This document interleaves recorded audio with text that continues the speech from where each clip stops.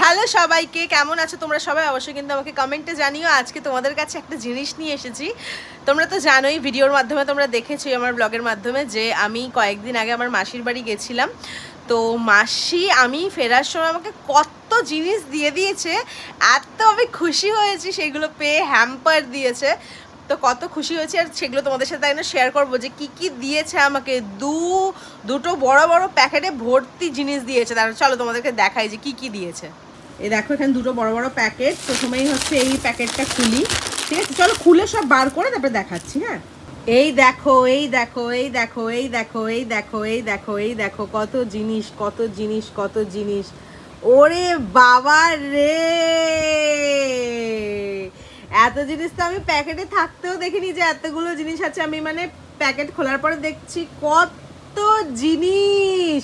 এগুলো সব কিন্তু আমাকে এম দিয়েছে। কি কি আছে দেখো, এখানে মশলা চিড়া আছে, এখানে লেজ আছে ইয়েলো ব্লু লেজ, এখানে টফির তো একটা পুরো বোচকা আছে, এখানে আছে মালকিস্টের বিস্কিট যেটা আমার ভীষণ পছন্দের, এখানে আছে 3 প্যাকেট চিনে বাদাম, এখানে আছে রোস্টেড চানা, এখানে আছে কিন্তু হচ্ছে এই চকো এক্লেয়ার্সটা, ক্যাডবেরি এক্লেয়ার্সটা, এখানে 1 2 3 4 5 6 7 8 9 9খানা কিন্তু হচ্ছে ডেরি মিল্ক আছে।